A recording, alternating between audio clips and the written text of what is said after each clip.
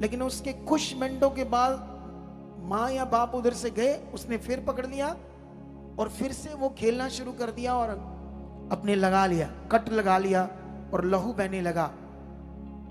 अब उन्होंने तो डांटा ये लग जाएगा, वो उनको नहीं समझ आया क्योंकि उनकी बुद्धि में वो बात नहीं बैठी। इसी तरह से कुछ बिलीवर जो सुन रहे होते हैं, वो सुनते हैं, बैठते हैं, जो डांट समझाना आता है इधर से सुनते, इधर से कुछ लोग निकालते और चले जाते हैं, बात नहीं मानते, फिर हालातों में आते हैं, फिर प्रॉब्लम्स में आते हैं, फिर गुस्सा करते हैं, फिर प्रार्थना करवाओ, सही समय से नहीं हो, फिर गुस्सा करते हैं। बल्कि प्रभु यीशु मसीह आपके लिए कौन सा जीवन लेकर आया? चोखा जीवन। ऊंचा बोलो हालेलुया। प्रभु यीशु मसीह आपके लिए कौन सा जीवन आज लेकर आए? बोलो, ऊंचा बोलो।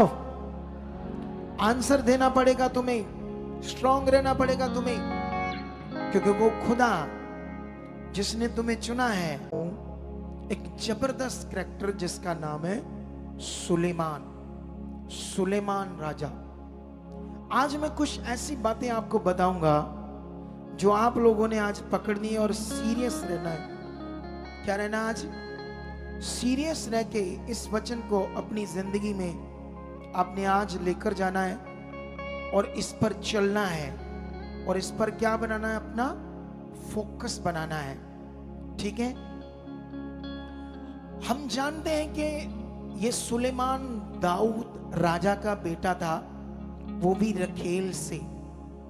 एक रानियां होती है, एक रखेल होती है, लेकिन ये रखेल का बेटा था, लेकिन ये अपने पापा से सीख चुका था परमेश्वर के बारे में, उसकी व्यवस्था के बारे में, उसकी आज्ञाओं के बारे में, उसके नियमों के बारे में। और ये निरंतर प्रार्थना में रहता था जब ये बच्चा था। हालेलुया। अब प्रार्थना परमेश्वर के रोज सामने जाना है। अब प्रार्थना अपने मन को उसके सामने रखना है। अब प्रार्थना अपने गुनाहों को भी उसके सामने रखना है, अपनी गलतियों को भी उसके सामने रखना है और रोज अपनी प्रार्थना में उसकी इच्छा को मांगना है और अपने विषय रखकर आगे बढ़ते जाना है। जैसे दाऊद करता था। दाऊद कहता था, हे परमेश्वर परख कर मुझे जान, मुझ में कोई टेढ़ी चाल तो नहीं, देख मुझ में कोई बुराई तो नहीं, देख मैं तेरे साथ अनाज्ञाकारी तो नहीं, देख मैं तेरे विरुद्ध कोई पाप तो नहीं कर रहा। वो हमेशा अपनी प्रार्थनाओं में अपने आप को परमेश्वर के सामने रखता था। और जितने लोग ऐसा करेंगे वो कभी ठोकर नहीं खाएंगे। हालेलुया। क्योंकि तुम जीवित परमेश्वर के बनाए हुए लोग हो। तुम किसी पत्थर, मिट्टी या मनुष्य के हाथ की बनाई हुई चीज जो ना कभी थी, ना कभी बोल सकती, ना कभी वो कुछ कर सकती है। कितनों को बात समझ आती है? तुम उसके सामने नहीं जाते, तुम सृष्टिकर्ता परमेश्वर के सामने हो, जो मान खुदा के चुने हुए बच्चे हो। तुम्हें ये एहसास होना चाहिए, तुम्हें ये समझ होना चाहिए कि मैं किसका चुना हुआ, मैं किस पर विश्वास करता हूं, वो कौन है। तुम्हारे दिल दिमाग में चलना चाहिए। अगर तुम्हारे दिल दिमाग में ये बातें चलती है, फिर तुम हालातों से नहीं डरोगे। ये मैं जानता हूं। जिसे पता लग जाता है परमेश्वर के बारे में, उसकी सामर्थ के बारे में, उसके रिश्ते के बारे में, उसकी आज्ञाओं के बारे में, और जो अपने आप को उसकी आज्ञाओं में बनाना शुरू कर देता, वो कभी ठोकर नहीं खा सकता। ये वचन की पावर है। कितनों को बात समझ आती है? लेकिन यहां बाइबल में लिखा, सुलेमान जो था वो अपने बाप से धार्मिक जीवन को पकड़ चुका था और बचपन से ही वो प्रार्थनाओं में परमेश्वर के सामने रहा और परमेश्वर की दृष्टि उस पर बन गई, जबकि वो रखेल का बच्चा था। लेकिन जो उसकी रानियों के बच्चे थे, परमेश्वर ने उन्हें अपने उस प्रजा के ऊपर राजे के लिए नहीं चुना, इससे चुना। उसका क्या कारण था? उसका कारण था उसका धार्मिक जीवन, उसका कारण था अपनी प्रार्थनाओं में निरंतर रहना, उसका कारण था उसकी व्यवस्था पर चलना। अगर तुम में ये जीवन है तो तुम भी ऊंचे किए जाओगे। ये लिखकर रख लो अपनी डायरी में। अगर तुम्हारी जिंदगी में ये वचन बना रहा तो तुम ऊंचे किए जाओगे। ये वचन कभी नहीं बदलेगा, ये जीवित वचन है। बाइबल में लिखा, जब उसे राजा करके चुन लिया गया, जब वो राजगद्दी पर बैठा, और सबसे पहले उसने क्या किया, परमेश्वर के सामने बहुत सारे बलिदान चढ़ाए, हजारों बलिदान चढ़ाकर अपनी धार्मिकता को और पक्का प्रकट किया कि परमेश्वर, मैं तेरी व्यवस्था के ऊपर जब तक हूं चलता रहूंगा। और परमेश्वर ने उसके इस मन को देखकर खुश होकर साक्षात उसे एक दर्शन दिया, और दर्शन में उससे बोला, मांग। क्या मांगता है? सोचो, सृष्टिकर्ता स्वयं उसके सामने आता है दर्शन में और उसे आकर बोलता है, हे सुलेमान मांग। क्या मांगता है? थोड़ा सा इस बात को आप लोग सोचो। सृष्टिकर्ता, जिसके शब्दों से यह दुनिया रची, जिस पर आप विश्वास करते हो, कितना करते हो, कैसे करते हो, कैसे आपका मन है उसके साथ, ये आपको ज्यादा पता होगा। कितनों को बात समझ आती है? आपके भाव कैसे हैं, आपका उससे रिश्ता कैसे है, आपका उसका लगाव कैसा है, ये आपको पता होगा। मैं इतना जानता हूं कि जो उससे मन रखता है वो कभी पीछे नहीं जाता। मैं इतना जानता हूं, जो अपनी बात को परमेश्वर के सामने रखकर उसे जान लेता है, परमेश्वर का आत्मा उसे बढ़ाता जाता है, बढ़ाता जाता है, बढ़ाता जाता है। वो कभी पीछे जा ही नहीं सकता, वो कभी डाउन हो ही नहीं सकता। कितनों को बात समझ आती है? Hallelujah, hallelujah. ऊंचा बोलो अपना, बोलो, खुदावंद मैं तुम्हारा बच्चा हूं, बेटा हूं, बेटी हूं। बाइबल में लिखा, जैसे वो परमेश्वर उसे दर्शन देता और घुटने टेकता हो, वो कहता, हे परमेश्वर, क्योंकि सुलेमान तो पूरी दुनिया का राज्य मांग सकता था, हमेशा के लिए अमर जीवन पृथ्वी का मांग सकता था, दुनिया की सबसे शक्तिशाली शरीर मांग सकता था, वो ये वरदान मांग सकता था कि कोई मुझे इंसान मार ना सके। जो मांगता परमेश्वर उसे दे सकता था। मान लो एक उदाहरण कि कोई कंगाल गरीब झोंपड़ी में रहता है और कोई उसे अरबपति बोले, चेक बनाकर साइन कर दे, भर ले अमाउंट जितनी भरनी। ये वाला विषय था सुलेमान का। अब एक गरीब झोंपड़ी में रहता है और अरबों खरबों ट्रिलियन से भी रिच बंदा उसे एक चेक बनाकर देता, कहता जितना सोच के भर सकता भर ले। ऐसे ही परमेश्वर ने उसे ऑप्शन दी, लेकिन वो घुटने टेकता है और बोलता है, हे परमेश्वर, मुझे कुछ नहीं चाहिए, क्योंकि जो तूने मुझे काम दिया ये सबसे उत्तम है। तेरी प्रजा के लिए, तेरी प्रजा को कैसे चलाना है, क्या करना, मैं ये नहीं जानता। बस मुझे ये बुद्धि दे, मुझे ये समझ दे कि मैं तेरे कार्यों को कर सकूं, तेरी प्रजा को चला सकूं, तेरे लोगों को चला सकूं, मुझे ऐसी बुद्धि दे। बाइबल में लिखा, परमेश्वर उससे खुश हुआ और परमेश्वर ने उससे कहा, मैं तुम्हें वो बुद्धि दूंगा जो ना किसी के पास थी और ना किसी के पास होगी, क्योंकि परमेश्वर से प्रसन्न हुआ। बाइबल में उन कैरेक्टर्स को चेक करो जिन्होंने परमेश्वर को प्रसन्न किया। तुम अपने जीवन से चेक करो, आप कितना परमेश्वर को खुश कर रहे हो, कितने बजे आ रहे हो, कितने बजे संगति है, क्या तुम कर रहे हो परमेश्वर के लिए। क्या तुमने सुना था परमेश्वर के आत्मा का वचन मेरे मुंह से या किसी के मुंह से? कितनों को बात समझ आती? यहां टीम के मुंह से कितना उसे माना, लेकिन परमेश्वर ने उसे ऐसा वरदान दे दिया। उसके बाद वो राजगद्दी पर बैठ जाता है और जानते वो क्या करता है?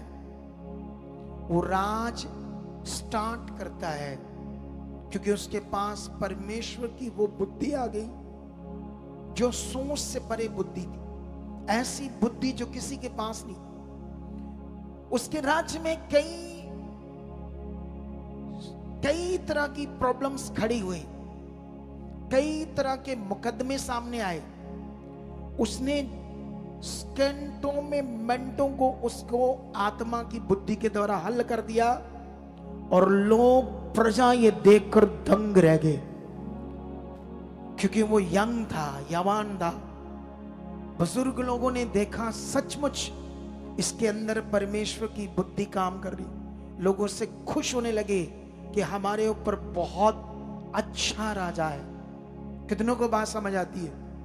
उसके बाद वो उसी बुद्धि से क्या करता है, अपनी एक कूट नीति रचता है। समझ लो कि वो एक ऐसा, उस बुद्धि के द्वारा, सोच के द्वारा, क्योंकि बाइबल में एक चीज और भी लिखी थी, जो बुद्धि मैं तुम्हें दूंगा, जो समझ में तुम्हें दूंगा, उसको शरीर में मत ले जाना, उसको अपनी बुद्धि का सहारा मत लेना, अपनी बुद्धि का सहारा मत लेना मत। ये याद रखना मैंने क्या मना किया है, याद रखना मैंने क्या तुम्हें समझाया, इसे हमेशा याद रखना। कितनों को बात समझ आती है? हालेलुया। लेकिन उसने, बाइबल में लिखा, उसके बाद 700 रानियां और 300 रखेलियों को ब्याह लिया, शादियां की, इतनी ज्यादा। 700 रानियां और 300 रखेलियां। ये सब उसने क्यों किया? ये सोचने वाली बात है। हालेलुया। और जानते हो, इस इतनी रानियों से शादी करने से भी पहले उसने क्या काम किया? वो सबसे बड़ा काम था कि उसने पहाड़ के ऊपर, ऊंचे स्थान पर, इज़राइल में यहोवा का मंदिर बनाया। एक ऐसा मंदिर जो इंसान की सोच से परे और ना उसे कोई बना सकता था। वो उसने फिर परमेश्वर की आत्मिक उस बुद्धि से, जो परमेश्वर ने उसे दी थी, उसी से बनाया। आप अगर उसके बारे में पढ़ोगे तो दंग रह जाओगे। इतना महंगा, इतना ज्यादा उसमें सोना लगा कि आपकी और मेरी सोच से परे होगा। जो तोल में लिखा गया है, हजारों टन, क्विंटल, सोच से परे। और जानते, जब सूरज निकलता था तो उसकी दीवारें, उस पर जब सूरज की रोशनी, किरणें पड़ती थी, तो इज़राइल में ऐसे लगता था कोई और एक सूरज चमक रहा है। ऐसा यहोवा का मंदिर उसने बनाया। और जानते उसने क्या व्यवस्था की? उसने याजकों के समूह को इस प्रकार से बांटा कि बाइबल में लिखा, उसने 24 समूह बांटे आराधना करने के लिए, वर्शिप करने के लिए। और अंदर परमेश्वर के भवन के अंदर वो सारी चीजों को करने के लिए, स्पिरिचुअल, धार्मिक चीजों को, कैसे वो जो धूपदानी है, कैसे जो दीप का है, उन सब चीजों को उसने बड़े सिस्टम से बांटा। और बाइबल में लिखा 24 घंटे उसमें परमेश्वर की आराधना होती थी। 24 घंटे। सोच कर देखो उसका मन कितना होगा परमेश्वर के साथ। सोच कर देखो सुलेमान के अंदर परमेश्वर के लिए कैसी प्रीति होगी। हालेलुया। कितने लोगों को यह बात समझ आ रही है? और जानते हो फिर उसने क्या किया? बाइबल ये बताती है, वो इतना शक्तिशाली राजा बन गया। बाइबल में लिखा, उसके पास हर साल में 666 या लगभग 600 की कार सोना, जिसकी लगभग, अगर हम उसे 600 की कार को 666 या 600 लगभग की कार को हम अपनी भाषा में उसकी मिनती गिनती करें तो लगभग वो 270, 265, 70 क्विंटल सोना हर साल। कितना? 265, 70 क्विंटल। एक क्विंटल सोना मैं यहां रख दूंगा तो कितना ढेर लग जाएगा बोलो? तो वो 250 से भी ज्यादा क्विंटल हर साल उसके पास सोना लेगा। और जानते हो, उस सब उस बुद्धि से हुआ जो परमेश्वर ने उसे दी। लेकिन इधर बात ध्यान रखना, लेकिन जब उसने उसके राज्य में इतनी शांति दी, क्योंकि उसने जो उसने 1000 औरतों से शादियां की, एक्चुअली वो सत्ता और राजनीति का एक खेल था उसके लिए। वो शादियां कोई प्रेम कहानी नहीं थी, वो शादियां एक सत्ता और राजनीति का एक खेल था, जिसमें उसने क्या किया था कि हर देशों के उनकी रानियों को शादी करके उनसे रिश्ते बनाए। अगर उसने बाइबल में लिखा फिरौन की बेटी से शादी की तो मिस्र इज़राइल का मित्र बन गया। उसने मोआबियों की रानियों से शादी की तो मोआब को उसने शांत रख लिया अपने विरोध में। अगर उसने सिदोन की रानियों से शादी की तो समुद्री क्षेत्रों के उस पक्ष को अपनी ओर कर लिया। लिखा उसने अमोन और हित्ती रानियों से शादी की तो सीमाओं को भी सुरक्षित कर लिया। और ये युद्ध उसने तलवारों से नहीं, रिंग से, मुंदरियों से जो शादियों में डाली गई उससे जीत लिया। कितनों को बात समझ आती है? अभी आप इस तरफ ध्यान दो, क्योंकि यहां एक बहुत बड़ा विषय है। क्योंकि अभी ये थंबनेल जब आप चेक करोगे तो इस थंबनेल में लिखा खुशहाल जीवन या बर्बाद जीवन के क्या कारण है। यह वचन बड़ा पावरफुल है। अगर तुम इसे पकड़ गए तो तुम्हारी सबसे बड़ी गवाही होगी यीशु मसीह के नाम से। जाओ, ये भविष्यवाणी है तुम्हारी। अगर तुम इस वचन को पकड़ते हो तो सबसे बड़ी गवाही तुम्हारी होगी। ये तुम्हारे लिए भविष्यवाणी है। क्या तुम परमेश्वर को कैसा दर्जा दोगे, इस वचन के बाद आपको समझ आएगा। बाइबल में लिखा उसने ये सब कुछ उस बुद्धि और राजनीति से किया ताकि सब देशों से एक संबंध बना सके। और बाइबल में लिखा उसके पास इतना ज्यादा पैसा आने लगा, इतना धन आने लगा, जानते हो दूसरे देशों के लोग उसे कर टैक्स देने लगे और व्यापारियों से और देशों से इतना धन उसके पास आने लगा। और कई लोग, देशों के लोग तो उसके बारे में ये समझकर कितना पावरफुल राजा, उसे रिश्ता बनाने के चक्कर में उसको उपहार भेजते थे, बड़े बड़े कीमती उपहार, जिसे हम कह सकते हैं महंगे हीरे, सोना चांदी, ऐसी चीजें। इसलिए उसके पास बढ़ रहा था। अगर तुम लोग उसके महल का इंतजाम, खाने का इंतजाम, तो जानते हो लाखों लोग रोज उसकी रसोई में खाना खाते थे, लाखों लोग। और उनका नाप तोल अगर आज करो, जितना धन चीजें उसके साथ हो रही थी, आज का कोई अरबपति, दुनिया का सबसे रिच भी बंदा उसके सामने जीरो था आज के युग के हिसाब से। हालेलुया। कितनों को बात समझ आती है? लेकिन याद रखना, बाइबल में राजाओं के लिए एक बात लिखी थी। चलो मैं पढ़ाता हूं वो बात कहां है, मुझे ये थोड़ा सा चेक करने दो। हाँ, व्यवस्था विवरण में, ठीक है। व्यवस्था विवरण का ये वचन निकालो और उसका 17 अध्याय, उसका 16वां वचन हम पढ़ते हैं। यहां पर क्या लिखा है?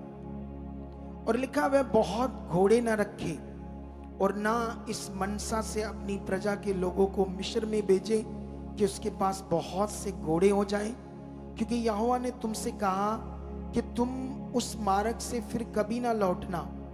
और वह बहुत स्त्रियां भी ना रखे, ऐसा ना हो कि उसका मन यहोवा की ओर से पलट जाए। बाइबल में राजाओं को कहा बहुत सारे घोड़े और बहुत सारा सोना चांदी धन और बहुत सारी स्त्रियां नहीं ब्यानी, ऐसे एक वर्ड दिया था राजाओं को। और सुलेमान ने उस वर्ड को याद नहीं रखा। कितनों को बात समझ आती है? परमेश्वर के उस अनुग्रह में जब वो बढ़ने लगा और उसके बाद वो ग्रेस इतनी पावरफुल तरीके से काम कर रही थी। लेकिन याद रखना, जब हम भी परमेश्वर के साथ चलते हैं, मैंने देखा यहाँ लोग आते हैं, उन पर प्रार्थना होती, लोग चंगे हो जाते हैं, फिर गवाही देने नहीं आते, सही समय नहीं आती, और कभी कभी टीम उन्हें बताती है गवाही बनी, गवाही दो, हाँ जी आते हैं करते हैं, वो भूल जाते हैं कि परमेश्वर ने हमें इस दुख से छुड़ाया। तुम्हें तो बैंड बाजों से अपनी गवाही देनी चाहिए और परमेश्वर के सामने बड़े हदिये को, शुक्रनामे को, भेंट को लाना चाहिए, क्योंकि तुमने अपने रोगों से, अपने हालातों से छूटने के लिए इतना पैसा डॉक्टर्स को दिया, इतना पैसा बाबाओं को दिया। वहां तुम दे रहे थे कि हम छूट जाए, क्योंकि शैतान ने आपकी बुद्धि बंद की थी, तुम पैसा खर्च रहे थे। यहां तुम्हारा पैसा खर्च नहीं हुआ, तुम आराम से आकर पंखे तले बैठे हो। तुम्हारे लिए सब कुछ इंतजाम किया है सेवा करने वालों ने, तुम तो आकर बैठे हो। हम तुम्हारे ऊपर प्रार्थना कर रहे हैं, वो भी फ्री। कितनों को बात समझ आती है? जब ये संगति खत्म होगी तो तुम्हारे लिए लंगर लगा होगा, वो भी फ्री। कितनों को बात समझ आती है? तुम्हारे लिए सब कुछ इंतजाम किया है सेवा करने वालों ने, तुम तो आकर बैठे हो। हम तुम्हारे ऊपर प्रार्थना कर रहे हैं, वो भी फ्री। कितनों को बात समझ आती है? जब ये संगति खत्म होगी तो तुम्हारे लिए लंगर लगा होगा, वो भी फ्री। कितने से परमेश्वर के साथ चल रहे हैं और अपनी आज्ञाओं में बने हुए हैं, अपने नियमों को जो परमेश्वर के हैं अपनी जिंदगी में जब पूरा कर रहे हैं, तो ये सब उनके कारण हो रहा है। लेकिन जो नए नए लोग दुखों में, शैतान के सताए हुए, दुष्ट ग्रेस को, अनुग्रह को, कितनों को बात समझ आती है? आज इसे समझना होगा तुम लोगों को। यहां वचन एक भूल गया और जैसे ये चीजों की बढ़ोतरी तो करने लगा, सोच से ज्यादा ये लोगों से रिश्ते बना रहा है और व्यापार, चीजों को बड़े तरीके से कर रहा है, क्योंकि अब उस बुद्धि को ये अपनी समझ से भी ऊपर यूज करने लगा है। जो वचन इसके लिए लिखा गया था राजाओं के लिए, जब व्यवस्था विवरण में पढ़ोगे तो एक स्पेशल हेडलाइन लिखी होगी, ये राजाओं के लिए कुछ वचन। कितनों को बात समझ आती है? तुम्हारे लिए कुछ वचन, मेरे लिए भी कुछ वचन, हम सब ने ये ध्यान रखना है। कितनों को बात समझ आती है? लेकिन जानते हो, ये जो रानियां थी, ये अपने अपने देशों में अपने अपने देवते और अपनी अपनी देवियों को जो पत्थर की थी, इंडिया वाली नहीं, यहां पढ़ोगे तो और नाम है। कितनों को बात समझ आती है? इंडिया के अलग भगवान है, इन देशों के अलग भगवान है, और पूरी दुनिया में हर देशों के अलग अलग भगवान है। जाओ चेक करो सारे संसार में। कितनों को बात समझ आती है? और ये जब लेकर आई, अब सुलेमान क्या कर रहा है? उनके साथ थोड़ा सा सहमत हो रहा है ताकि शांति बनी रहे, सब चीजें अच्छे से चलती रहे। उनके साथ थोड़ा सा सहमत हो रहा है कि उनको अपने रूम में इन देवताओं की रखने की इजाजत दे रहा है, उन देवियों को जो वो पत्थर, मिट्टी की मूर्तियां लेकर आई। लेकिन उसके बाद धीरे धीरे उनने कहा ये जगह हम थोड़ा इधर बना लें ताकि हम अपनी धार्मिकता को कर सकें। सुलेमान थोड़ा सा सहमत हो गया, और बाइबल में पढ़कर देखो क्या हुआ उसके बाद। बाइबल में लिखा, जैसे लिखा गया कि वो अपनी रानियों के प्रेम में अब उनमें खो गया, और उन रानियों ने उसका मन अपने देवताओं की ओर फिरा दिया। और उसके बाद धीरे धीरे वो चीजें बढ़ती गई, और फिर उसके बाद क्या होता है, उसी देश में उनके मंदिर भी उसने बना दिए। यहां वो यहोवा का मंदिर, परमेश्वर ने उससे कहा था कि अगर तू मुझसे मन फिराकर मेरी तरफ से मन हटाएगा और मैं तुम्हें छोड़ दूंगा, मतलब परमेश्वर ने कहा मैं अपना अनुग्रह तुमसे या अपना मन तुमसे हटाऊंगा और इस मंदिर से भी अपनी उपस्थिति को वापस ले लूंगा। जो परमेश्वर ने उससे बात की थी, जब वो प्रार्थना में घुटने टेकता था, जब प्रार्थना में वो परमेश्वर के सामने जाता था, और परमेश्वर ने उससे 2 बार साक्षात दर्शन दिए थे, लेकिन उसके बाद सोचो क्या होने लगा। इजरायली लोग जो यहोवा की आराधना करते थे, उनके आसपास उस देश में उन रानियों के, देवताओं और देवियों के मंदिर बन गए। कितनों को बात समझ आती है? उसका मन परमेश्वर से हट गया। और जानते हो सुलेमान का पतन हुआ, सुलेमान का राज्य खत्म होने लगा। उस देश में प्रॉब्लम आने लगी, फाइनेंशियल प्रॉब्लम आने लगी, चीजों को मैनेज करने में अब सुलेमान को प्रॉब्लम आने लगी। और जानते हो सुलेमान ने नीति वचन लिखा। उस समय परमेश्वर ने उससे लिखवाया, उन सबके लिए इतने अच्छे वचन लिखवाए, लेकिन वो खुद ही गिर गया, उन वचनों को नहीं पकड़ पाया। कितनों को बात समझ आती है?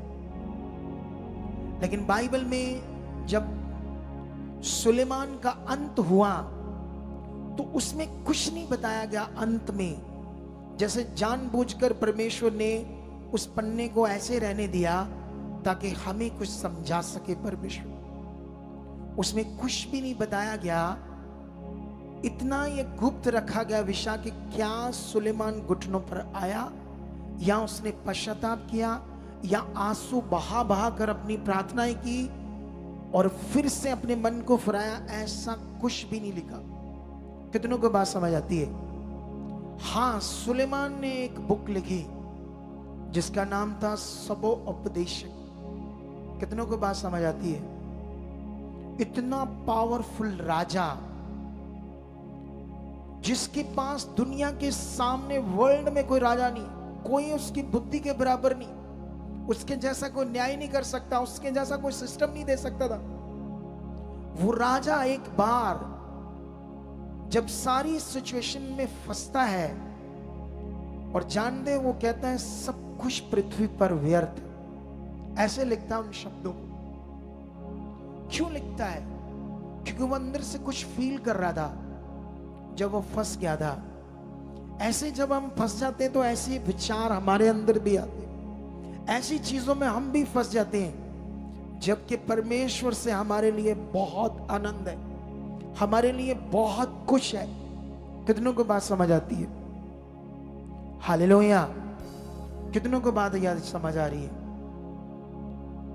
जब हम सीरियस नहीं रहते, जो हम सुन रहे हैं, जो समझाया जा रहा है, उसे हम इग्नोर कर रहे हैं, उसे ले नहीं रहे। जैसे मैंने तुम्हें बच्चे की उदाहरण से समझाया, और जान दे ये परमेश्वर ने वहां उस पन्ने को वहीं ऐसे रहने दिया सिर्फ हमारे लिए, ताकि हम ये सीख सकें कि इतना बड़ा पावरफुल भविष्यवक्ता और पावरफुल राजा कैसे गिरा और कैसे उसका पतन हुआ। इससे सिर्फ हमें सीख मिलती है कि हमें परमेश्वर के साथ कैसे चलना है। मैंने कहा बाइबल के कैरेक्टर्स, वो महान कैरेक्टर्स या वो लोग जो गिर गए, उनके कैरेक्टर्स, उनके साथ ऐसा क्या हुआ। उसके बाद जब आप चेक करोगे तो उसकी जगह पर जब वो उसकी डेथ हो जाती है सुलेमान की, बूढ़ा होकर, तो बाइबल में लिखा उसका बेटा रहूब्याम उसकी जगह राज्य करने लगता, गद्दी पर बैठता है और पूरा राज खत्म हो जाता है। वो सारे जो उसने अपने तरीके से उन राजों को शांत किया था, सब विरोध हो जाते हैं और फिर से वो हमला करते हैं, अटैक्स करते हैं। वो सारी दूसरे देशों के राजा इज़राइल के विरुद्ध होकर उन्हें मारते हैं और भवन को भी लूटकर उसकी सारी चीजों को ले जाते हैं और पूरी तरह से इज़राइली तितर बितर हो जाते हैं। कितनों को बात समझ आती है? ऐसे हम श्रापित होते हैं जब हमें समझ नहीं आती कि परमेश्वर ने हमें क्या कहा था। हालेलुया! कितनों को बात समझ आ रही है आज? क्या तुम परमेश्वर की बड़ी मर्जी को पूरा करने के लिए तैयार हो? बाइबल के अंदर एक और कैरेक्टर है, आज हम उसका भी जिक्र करेंगे। उसका नाम है योना।